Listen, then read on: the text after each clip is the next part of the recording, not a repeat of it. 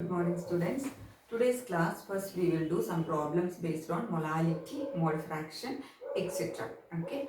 So, first problem is calculate the molality of 2.5 gram ethanoic acid. Ethanoic acid means it is acetic acid. Its formula CH3COOH in 75 gram of benzene. Okay. We have to calculate which one, the molality of ethanoic acid in 75 gram of benzene. Okay. So all of you know the equation for molality equal to WB. WB means weight of the solute, which substance is dissolved, divided by molecular mass of the solute into WA means weight of the solvent, in which solvent it is the solute is dissolved. Okay, into 1000. Okay. So here WB means weight of the solute. Here you know ethanoic acid is dissolved in which one? Benzene. So ethanoic acid is the solute. So weight of the solute it is given 2.5 gram. Okay. Divided by molecular mass of the solute we have to calculate. We know how to calculate. Okay. So MB equal to molecular mass or molar mass of ethanoic acid, that is acetic acid, equal to here how many carbon atoms are there? 1, 2. So 2 carbon atoms. So 2 into 12 plus how many hydrogen atoms are there? 4 hydrogen atoms. So 4 into 1. 1 hydrogen, 1 is the atomic mass. Plus how many oxygen atoms are there? 2. 1 oxygen, 16. So 2 into 16. So we will get 60 gram per mole is the molecular mass of our ethanoic acid. Then WA means what? Weight of the solvent. Here it is given solvent is benzene, so it is given 75 gram. So direct substitution, molality equal to 2.5 divided by 60 into 75 into 100. Okay. So the answer is 0.5556 small m. Molality means you have to write small m. Molality means you have to write capital M in the answer. Okay. Next problem is, if the density of lake water is 1.25 gram per milliliter, density is given, and contain 92 gram of Na plus ions per kilogram of water. Okay. So lake water, its density 1.25 and it is containing 92 gram of a sample of lake water. Okay. 92 gram of sodium ions per kilogram of water. For 1 kilogram of water, 92 gram of sodium ions are present. Calculate the molality of Na plus ions in lake water. Okay. Calculate the molality of Na plus ions in lake water. That is the question. Okay. So we know calculating the molality equation we have to write WB divided by MB into WA into 1000. Here W equal to what? Weight of the solute. Here what is the solute? In lake water, what we are going to calculate? The molality of Na plus. So here Na plus is the solute. Na plus is dissolved in water, right? So weight of the solute equal to weight of the Na plus. It is given in the problem. What is that? 92 grams. So 92 into 1000 divided by MB means what? Molecular mass of the solute. Here Na plus is the solute. What is the atomic mass for sodium? It is 23. So I wrote here it is 23. Okay. Into WA means what? Weight of the solvent. Weight of the solvent in the problem it is given already what? Ions, Na plus ions per kilogram. That means 1 kilogram water. 1 kilogram water. 1 kilogram equal to how much in gram? 1000 gram. Okay, here it is density, everything is given in gram per milliliter, and the weight of Na plus also given. Mass of the Na plus is given gram. So we have to take the mass of solvent, that is water, also in gram. Okay, it is given kilogram. So 1 kilogram equal to 1000 gram. That's why WA equal to 1 kilogram, water equal to 1000 gram. So all the values we got. So we will substitute 92 divided by 23 into 1000 divided by 1000. 1000 is what? WA. That means weight of the solvent. Here it is water. So weight of the water. So after doing the calculation we will get for small m. Okay, don't write capital M. Capital M is for molarity. Small m. So for molarity is the for molar is the answer here. Okay, so here clear. So you have to know which one the equation. So most of the case direct substitution you can do. So clear all of you these two problems. Okay. Next problem is calculate the mass of urea. Urea formula is NH2CO NH2 required in making 2.5 kilogram of 0.25 molal. Molal means what? It is molality. Molar means it is molality. Okay. Aqueous solution. Aqueous solution means water. Solvent will be the water. Okay. Solution prepared by taking water. Water as the solvent. Okay. So here we have to calculate. Here molality is given. But we have to calculate what? How much weight of the urea is required for preparing this much kilogram of solution. Molar solution. Okay. So first we know molality equal to WB divided by MB into 1000 divided by WA. Here we have to calculate the weight of the urea. Here which one is the solute here? Urea we have to calculate. Okay.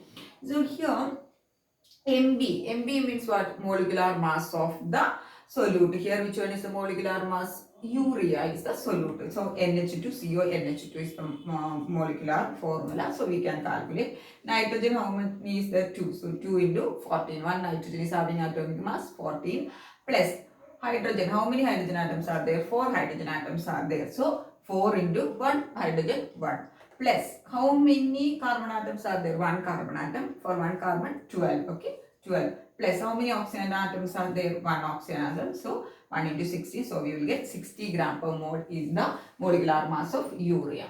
Then here WA we have to know. WA means what? Weight of the solvent. Here which one is the solvent? I told you water, because aqueous solution means water will be as the solvent.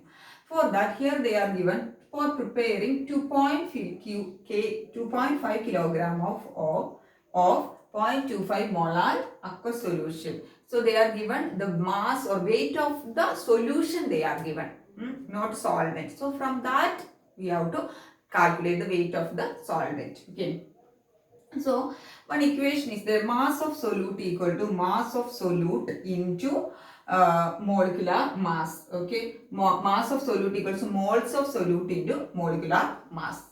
So here moles of solute, here it is given 0.25 molal. Molal means 0.25, the number of moles. Number of moles of 0.2 solute dissolved in kilogram of the solvent, that is the molality. So 0.25 molal means it is equal to 0.25 moles. Okay. So 0.25 into molecular mass we already calculated how much? 60. So we will get 15 gram. So approximate mass of the solute in the 2.5 kilogram of the solution is found to be how much it is? It is 15 gram. Okay. So we got mass of the solvent. So mass of solvent equal to mass of solution minus mass of solute. Okay. So mass of the solution we know 2.5 kilogram. 2.5 kilogram means how much gram it is? 2500 gram minus our mass of the solute 15. So we will get 2485 is the mass weight of the solvent, that is WA. So we can substitute. So in this equation molality 0.25 WB we have to calculate into 1000 divided by MB. Molecular mass we already calculate 60 into what is the weight of the solvent here? 2485. Okay. So from here WB we can calculate WB equal to cross multiplication, and after that solving this one we will get 37.275 gram. What is the answer? 37.275 gram of urea is required for preparing 2.5 kilogram of 0.25 molar. So clear all of you this problem? Okay, clear? Next problem is calculate the mole fraction of ethylene glycol. Ethylene glycol means it is having the molecular formula C2H6O2. Ethylene glycol, actually it's the CH2OH. So that means C2H2, C2, 2 plus 2, 4, 5, 6, C2H6O2. Okay, ethylene glycol means CH2OH. So its molecular formula we can write it as C2H6O2. Okay, in a solution containing 20% of C2H6O2, that is ethylene glycol. Okay, so we have to calculate the mole fraction of ethylene glycol. In that ethylene glycol, that solution containing 20% of ethylene glycol. We know mole fraction equal to mole fraction. How we can calculate mole fraction of ethylene glycol equal to X we are using for mole fraction. For here, ethylene glycol is a solute, so we can use it as B term. So Xb equal to number of moles of B, solute, number of moles of that particular component divided by total number of moles. Here Xb equal to Nb divided by Na plus Nb. N means number of moles of that component. Here which one? Ethylene glycol. Okay. So here it is not mentioned the solvent to prepare the solution. So we have to take it as water. Nothing is given. So ethylene glycol is dissolved in water. Okay. So here we have to know Nb we have to know. Okay. Then Na also we have to know. Then only we can calculate Xb. Okay, so for calculating Nb, that means number of moles of ethylene glycol, that is number of moles of C2H6O2, that is Nb, ethylene glycol, equal to any substance. How we can calculate the number of moles? Number of moles equal to weight of that substance divided by molecular mass, or mass of the substance divided by molecular mass. Here it is weight of the ethylene glycol divided by molecular mass of ethylene glycol, right? So here weight of the mass of the ethylene glycol is directly not given, but it is mentioned 20% of ethylene glycol in a solution. That means 20 gram in 100 gram of solution. 3% means 3 gram in 100 gram of the solution. So here it is, what is the weight of ethylene glycol? 20 gram. Okay. So WB we can consider as 20 gram. So 20, okay, divided by molecular mass. Molecular mass means we know to calculate the molecular mass, right? So C2H6O2 is the formula. So we can calculate 2 carbon, so 2 into 12 plus 6 hydrogen plus 2 into 16. 2 oxygen means 2 into 16. So 62 is the molecular mass of which one? Ethylene glycol. So substituting here 20 plus 62 equal to 0.322 moles. So what is the number of moles here? B, that is ethylene glycol. Here it is 0.322 per mole. Then we have to know number of moles of A. A means here which one? Solvent. Solvent, I already told you what is a solvent. It is water. Okay. So here W, weight of, so calculating Na, we have to know Na equal to what is number of moles of water equal to weight of water divided by molecular mass of water, right? For any substance, weight or mass of the substance divided by molecular mass of substance. Here mass of the water or weight of the water divided by molecular mass. Okay, so here it is, in this problem it is given 20 gram ethylene glycol is present in 100 gram of the solution, right? Then how we can calculate the solvent weight here? Solution is 100 gram and 20 gram is the solute. So we can calculate the weight of the solvent here by subtracting, that is weight of the mass of the solution minus subtracting the mass of the solute from mass of the solution. That means WA equal to 100 minus 20. Here 100 is what? The mass of the solution. Okay. And 20 is the mass of the solute. Then we will get the mass of the solvent. So 100 minus 20 equal to 80 gram. Okay. So WA equal to 80. Divided by, all of you know molecular mass of water is 18. So we will get 4.44434 is that 4.444 moles. So we got Na also. So we can substitute it that mole fraction of ethylene glycol Xb equal to Nb divided by Na plus Nb. This same equation. So Nb we already calculated 0.322 per mole divided by Na we calculated 4.444 mole. Okay. Plus 0.322 mole. Once again Nb. Okay. So what is the answer? 0.0685 is the mole fraction of which one? Ethylene glycol. Okay, so clear all of you this one. So any mole fraction means what? It is number of moles of that component divided by total number of moles.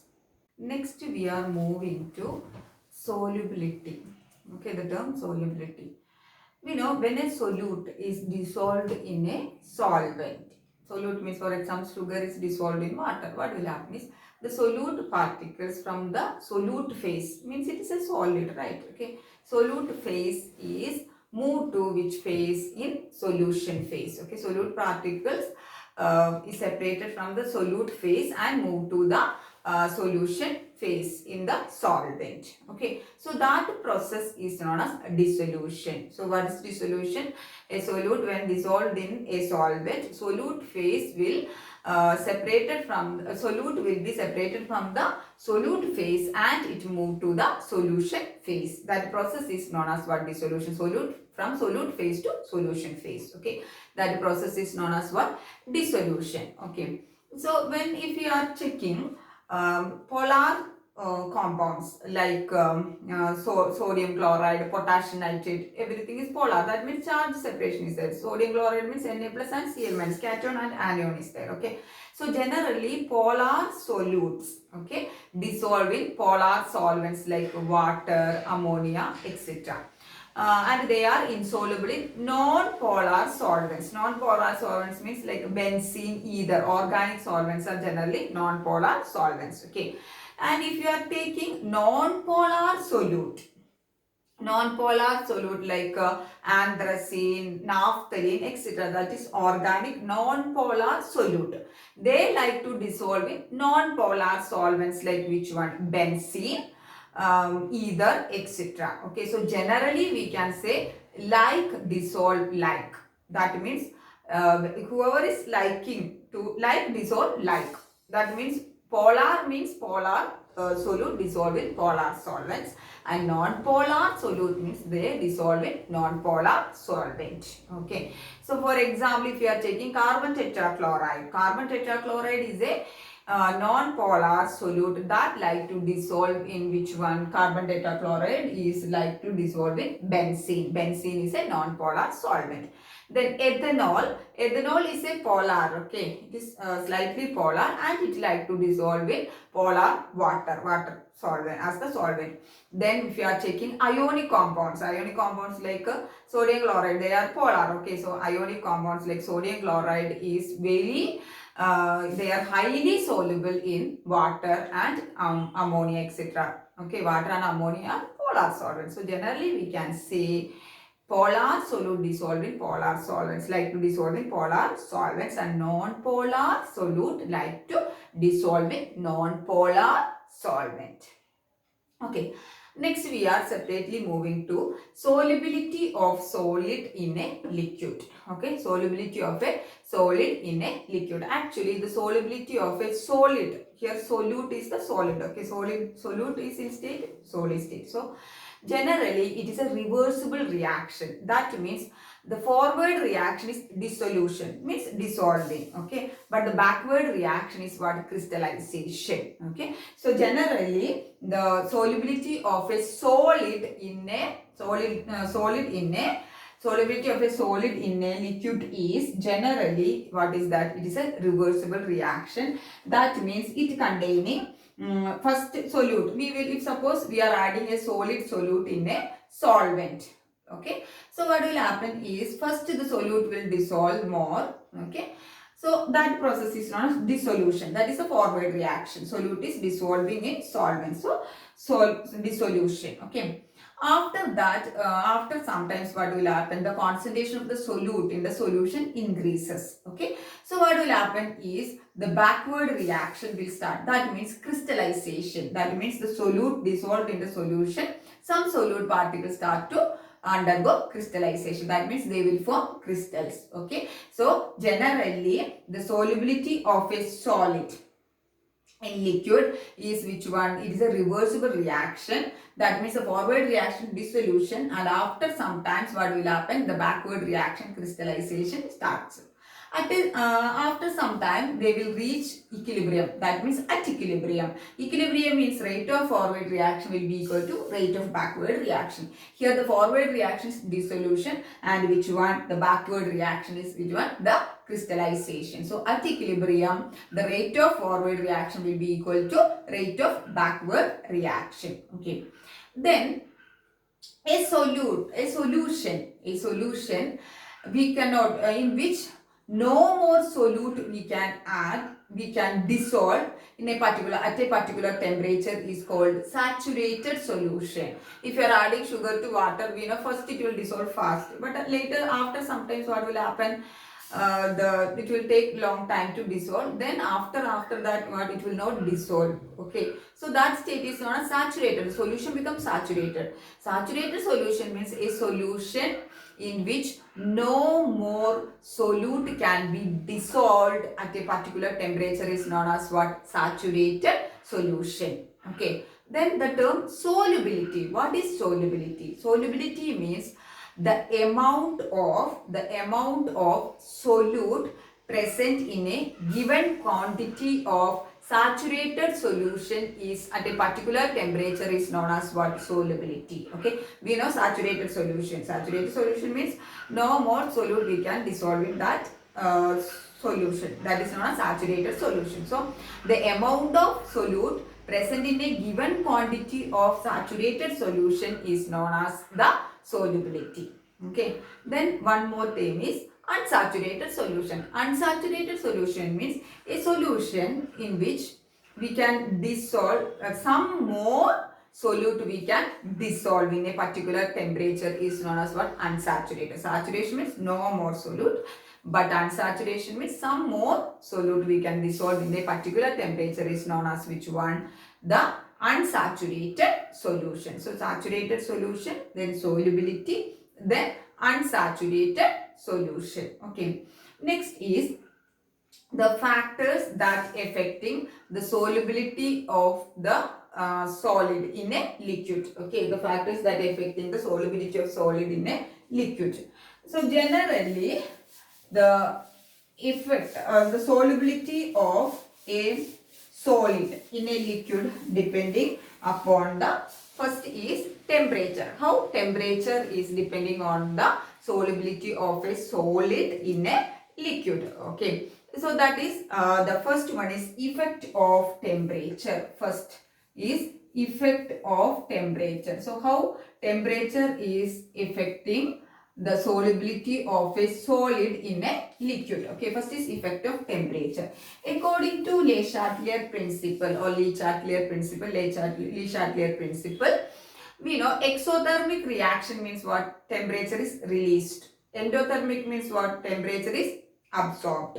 Okay, so according to Le Chatelier principle, exothermic reaction favors low temperature. All of you know that. But endothermic temperature means it will absorb the temperature, right? So endothermic reaction means it favors at which temperature? High temperature, because it's one more temperature. Exothermic means it favors at low temperature, but endothermic means it favors at high temperature, all of you know. Okay, so if the dissolution of the solid in liquid, is exothermic means what will happen?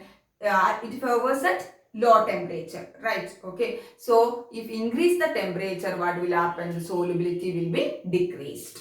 Okay, so if the dissolution, we don't know, each reaction is having different temperature and all. Okay, so if the dissolution of a solid in a liquid is exothermic means it favors low temperature. So if you increase the temperature, what will happen? The dissolution decreases, right?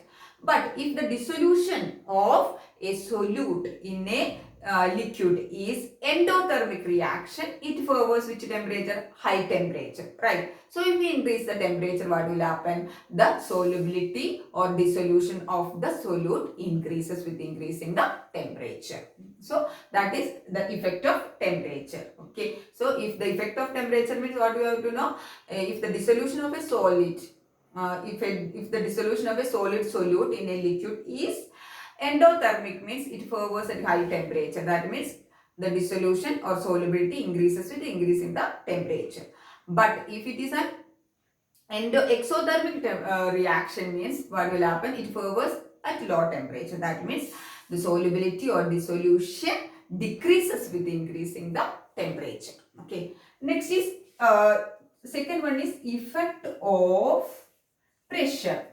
Effect of pressure on the solubility of a solid in a liquid. Okay, generally there is no effect on the solubility of a solid in liquid. Effect pressure change is not having any effect. Okay, because we know here we are taking solid and liquid molecule. There is no gas molecules are there. We are explaining we are talking about the solubility of a solid in liquid. Okay, so if there is a change in pressure, there is no effect. There is no effect on change in pressure in the solubility of a solid in liquid, because we know solid and liquid molecules are highly incompressible. Okay, if gas molecule only there means what will happen? The effect of pressure will be there. Okay, so that is solubility. Then solubility of which one?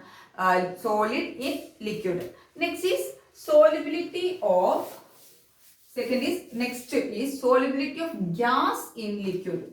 Okay, next is solubility of gas in liquid. Gas in liquid, we know gas molecules are soluble in liquid, right? Carbon dioxide dissolved in water, we will get soda water. Okay. So here also, what are the factors that affecting, very important, what are the factors that affecting the solubility of a gas in liquid? Okay. So first factor is nature of gas and solvent molecules. Nature of gas and solvent molecules. Okay. So here, nature of gas and solvent molecules means just like solid, I told you, polar dissolve in polar. Okay. Polar solute dissolve in polar solvent. Like that here, polar gas molecules are likely to dissolve in polar solvents. Okay, non-polar gas molecules likes to dissolve in non-polar, which one? Non-polar solvents. Okay, if you are taking nitrogen, hydrogen, etc. These are non-polar. Non-polar means it is not having any charge separation. So it is non-polar. So they like to dissolve more in non-polar solvents. It is not like to dissolve in water. Water is which solvent there? Polar solvent. It is not like to dissolve in which one? Polar solvent like water. But if you are taking carbon dioxide, NH3, ammonia is a gas, right? Okay, ammonia, HCl, etc. These are which one? Polar gas molecules. They are polar. Here non-polar. Okay, so polar, here polar gas molecule. They like to dissolve in which one? Water, because water is a which one? Polar solvent. So just like solute in liquid, polar gas molecules like to dissolve in polar solvents, and non-polar gas molecules like to dissolve in non-polar solvents. Okay, so second factor is second factor that effect on the solubility of a gas in liquid is effect of temperature. Effect of temperature. Okay, very important. They will ask, solubility of gas is decreases with increasing temperature. Okay, solubility of gas is decreases with increasing temperature. What are the two reasons for that? They will ask. Okay, they will ask, write a note on effect of temperature on the solubility of gas in liquid. Okay, or otherwise they can ask, solubility of a gas in a liquid decreases with increasing temperature. What are the two reasons? Okay, first reason is dissolution of a gas in liquid. Dissolution means soluble. Okay, dissolution of a gas in a liquid is which reaction? Exothermic reaction. So you have to know the first reason is dissolution of a gas in liquid is which one? Exothermic reaction. All of you know, according to Le Chatelet principle, exothermic reaction favors low temperature. Okay, exothermic reaction favors low temperature. Okay, so if you increase the temperature, what will happen? The solubility of gas, dissolution of the gas or solubility of the gas decreases. What is the first reason? Dissolution of a gas in a liquid is exothermic reaction. So according to Le Chatelet principle, exothermic reaction favors which temperature? Low temperature. So if you increase the temperature, what will happen? The dissolution of the gas in liquid decreases. That's the first reason. And the second reason what will happen is if we increase the temperature, if we increase the temperature, okay, what will happen? The kinetic energy of the gas molecules increases. Kinetic energy means all of you know what is kinetic energy and potential energy, okay. So when we increase the temperature, increase in temperature, what will happen? The kinetic energy of the gas molecules increases and there is a tendency to escape the gas molecules from the surface of a liquid. Okay, so that is the second reason. First reason, dissolution of a gas in liquid is exothermic. So according to Le-Chatelier principle, exothermic favors low temperature. Okay. Next is what is the thing when we increase the temperature, increasing temperature, the kinetic energy of the gas molecules increases and there is a tendency to escape from the solution. Next is the effect of pressure on the solubility of a gas in liquid. Okay. Solubility of the gas in liquid increases with increasing the partial pressure of the gas. And it can be expressed. There is a relationship between the solubility and partial pressure of the gas molecule. Partial pressure means individual pressure, okay. And it is given by Henry's law. What is the law? Henry's law, okay. Henry's law. So Henry's law, very important, they can ask, okay. Henry's law, according to Henry's law, the solubility of a gas in a liquid at a constant temperature, the solubility of a gas in a liquid is directly proportional to the partial pressure of the gas above the solution. Okay. So solubility is proportional to which one? The partial pressure. If partial pressure is more for the gas, means what will be there? The solubility will be more in the liquid. Okay. So if the solubility we are expressing in terms of mole fraction. Mole fraction we know molarity, mole fraction, etc. Okay. Then one more statement is there. When first statement is at constant temperature, solubility is directly proportional to partial pressure of the gas above the solution. Second statement, if the solubility we are expressing in terms of mole fraction, then how we can, the one more statement is there, that is partial pressure of the gas is directly proportional to which one? The solubility of partial pressure of the gas is directly proportional to the mole fraction of the gas above the solution. So P means what? Partial pressure of the gas. X means what? Mole fraction of the gas. We know X term we are using for expressing the mole fraction. So partial pressure of the gas is directly proportional to which one? Directly proportional to the mole fraction of the gas above the solution. So first statement is solubility at a given temperature, solubility is directly proportional to the partial pressure of the gas above the solution. If you are expressing the solubility in terms of mole fraction, then the second statement is partial pressure of the gas is directly proportional to the mole fraction of the gas above the solution. So P is proportional to X. Then P equal to KH into X. This is KH. We have to remove the proportionality constant. KH is known as Henry's constant. What is KH? Henry's constant. Okay. So they can ask state Henry's law and write it mathematical expression. So P equal to KH into X. So can I write X equal to P by KH? Yes. So from this equation we can see X is the solubility in mole fraction. Solubility and KH, Henry's constant, is inversely proportional.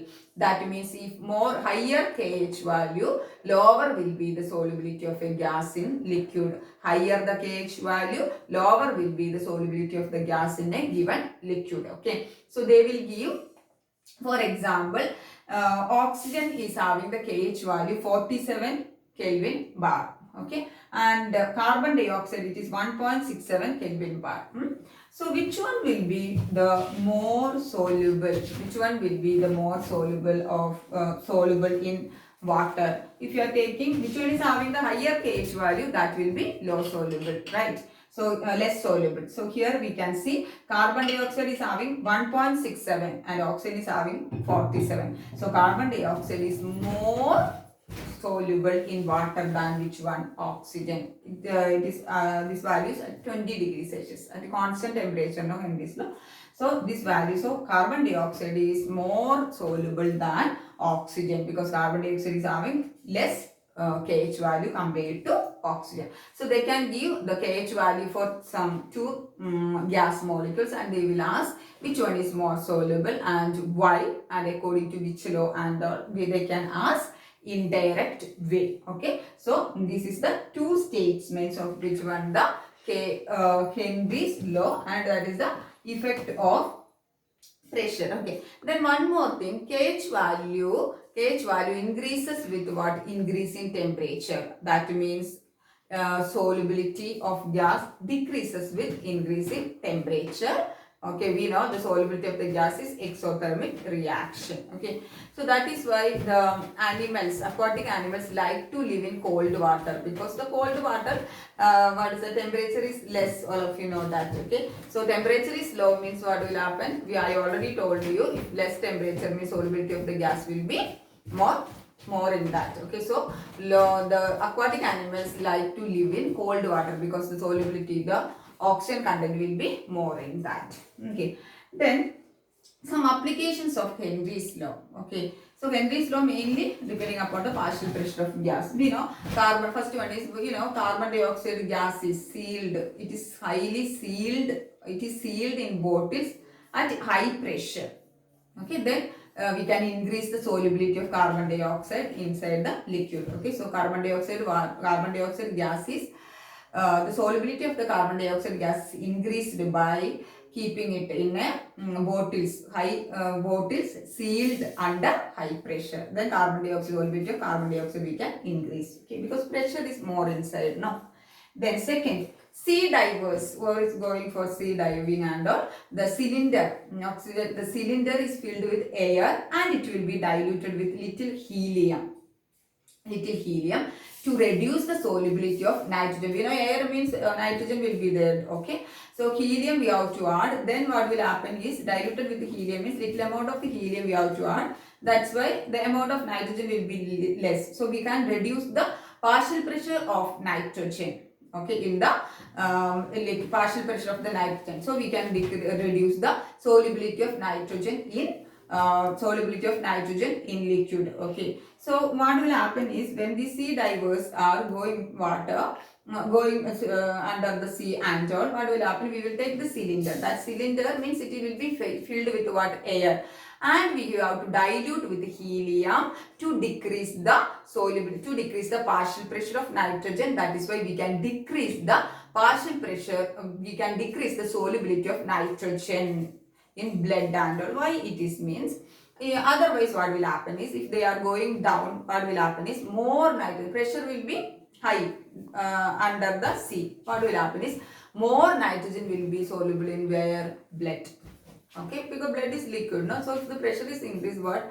More nitrogen will be soluble in the blood. Okay, then after that when they comes up, the pressure will be less compared to the under the sea, right? So what will happen is, the pressure will be less, so the nitrogen absorbed in the blood is started to release into the blood stream. Then what will happen is, nitrogen bubbles will come to the blood stream and it will block the capillaries, and that leads to a condition that is known as what? Bent or decompression sickness. That leads to severe pain. Okay, so that is one more application of which one?